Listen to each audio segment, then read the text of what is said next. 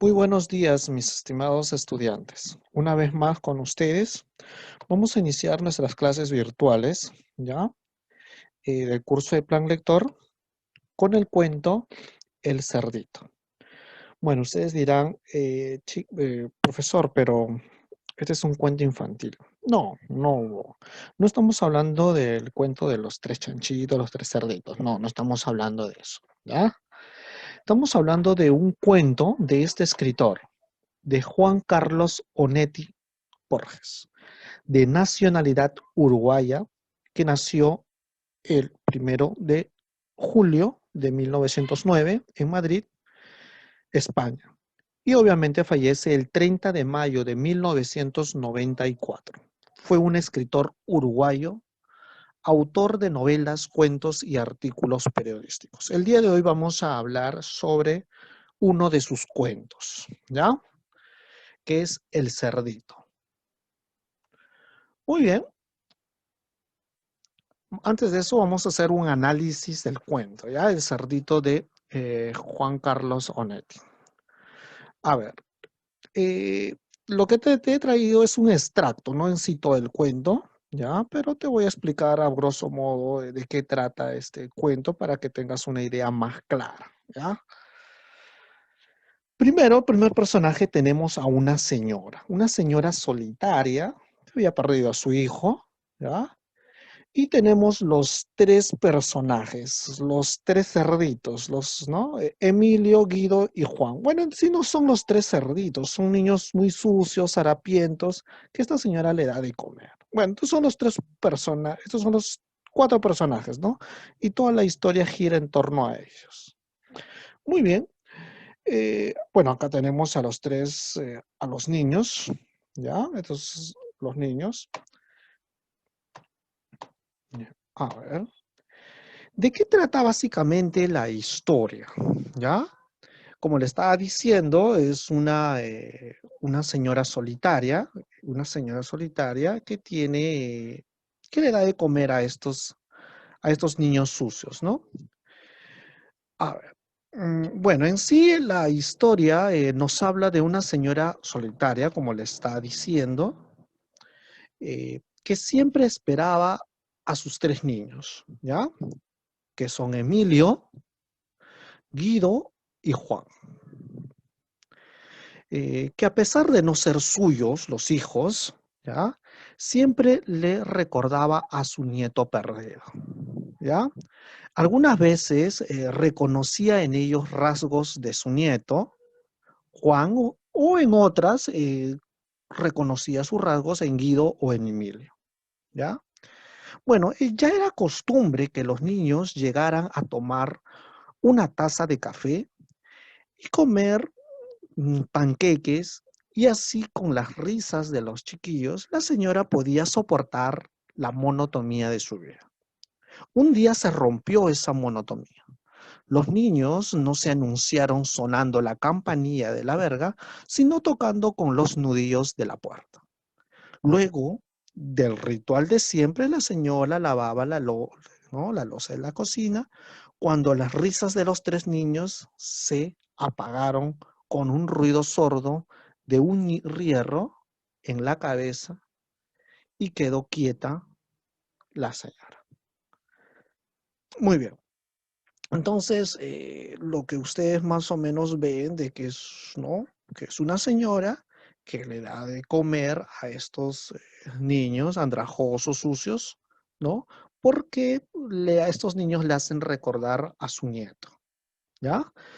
Entonces, no te voy a explicar toda la historia porque obviamente tú tienes que leer la lectura, pero lo que sí te voy a dejar un pequeño video, ya de 2, 3 minutos, para que puedas seguir en ese caso dándote una idea de qué trata este cuento. Y luego procederás a leerla separada. Muy bien, te dejo con el video.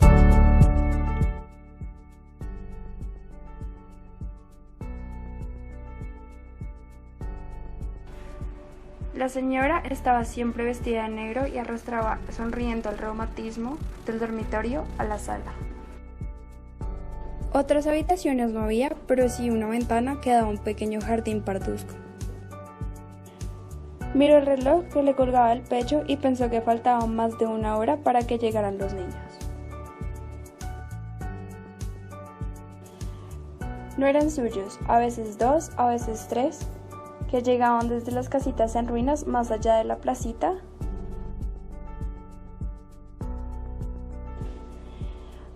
atravesando el puente de madera sobre la zanja seca ahora enfurecida de agua en los temporales de invierno.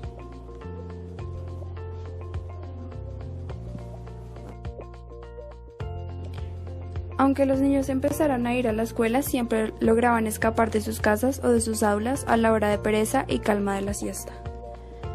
Todos, los 2 o 3, eran sucios, hambrientos y físicamente muy distintos, pero la anciana siempre lograba reconocer en ellos algún rasgo del nieto perdido. A veces Juan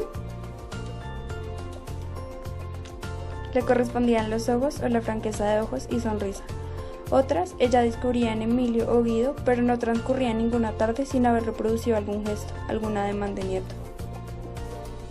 Pasó sin prisa a la cocina para preparar los 3 tazones de café con leche y los panqués que envolvían dulce de membrillo. Aquella tarde los chicos no hicieron sonar la campanilla de la verja, sino que golpearon con los nudillos el cristal de la puerta de entrada. La anciana demoró en oírlos, pero los golpes continuaron insistentes y sin aumentar su fuerza. Por fin, porque había pasado a la sala para acomodar la mesa, la anciana percibió el ruido y divisó las 3 siluetas que habían trepado los escalones.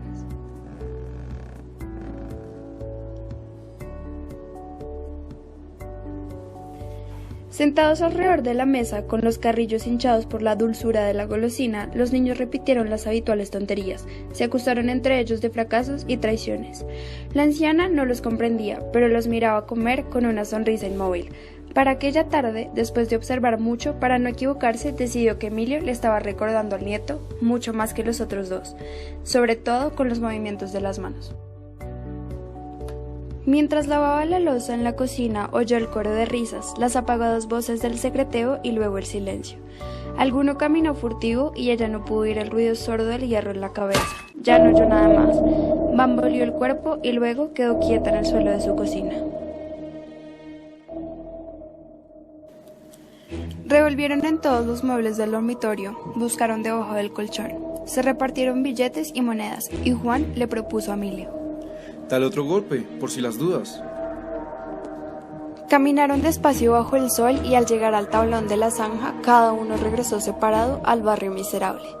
Cada uno a su choza, y Guido, cuando estuvo en la suya, vacía como siempre en la tarde, levantó ropas, chatarra y desperdicios del cajón que tenía junto al catre, y extrajo la alcancía blanca y manchada para guardar su dinero, una alcancía de yeso en forma de cerdito con una ranura en el lomo.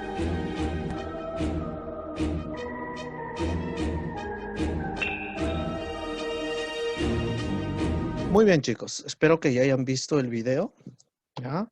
A continuación te voy a explicar cómo desarrollar los ejercicios. En el primer ejercicio, ustedes tienen, la pregunta es sencilla, ¿ya? Es simplemente para marcar verdadero o falso. ¿Ya? Este ejercicio creo que no tiene mucho de por qué explicarlo. ¿Ya? El ejercicio 2, bueno, en este sí un poco. A ver, dice, lo que tienes que marcar obviamente es la respuesta correcta, pero tú vas a hacer una interpretación, vas a inferir. Ya según este enunciado, te dice, la anciana no los comprendía, pero los miraba comer con una sonrisa inmóvil. Según el significado global del texto, ¿qué podemos inferir de la expresión subrayada? Es decir, de esta expresión, ¿qué puedes inferir? ¿Qué puedes decir tú? Entonces, lo que tú consideras y que puedes haber inferido, marcas la respuesta correcta. ¿Ya? En ejercicio 3 también es para poder hacer un análisis. Te dice, según este texto, ¿ya? La señora estaba siempre vestida de negro y arrastraba sonriente el reumatismo del dormitorio a la sala. Según el significado global del texto, ¿qué motivo podría tener la anciana para siempre vestir de negro? O sea, según este texto, ¿por qué crees que la señora siempre estaba vestida de negra, ¿no? ¿Qué cosa quería? Entonces, tú ya puedes deducir de cuál sería la respuesta correcta. Muy bien. En la pregunta 4 es para argumentar. ¿Qué te dice? El cuento lleva como título El cerdito. ¿Crees que el título refleja el contenido del cuento? Ah, ahí está. Yo creo que tú digas, ¿por qué crees que le hayan puesto el nombre cerdito? ¿Ya? ¿Era porque eran sucios? ¿O porque había otro dato es particular del cuento en donde le ponen, ¿no? Entonces tú consideras, ¿estás de acuerdo con este cuento, con este título, o le hubieses puesto otro título, ¿no? 5 dice, en el cuento se presenta la historia de niños pobres que actúan deshonestamente con la anciana que les da de comer. Desde tu punto de vista, ¿crees que todos los niños pobres actúan de la misma manera? ¿Por qué? Entonces también es una pregunta para argumentar, ¿ya? Este sí es una opinión. Tú consideras que ha sido correcto y tú consideras que todos los niños pobres podrían actuar de esa manera o puede haber diferencia, ¿no? Entonces eso tú marcas. Bueno, chicos, espero que les haya gustado este cuento. Los dejo esperando que si tuvieran ustedes alguna duda adicional, me hacen llegar la consulta y yo los apoyo. Cuídense.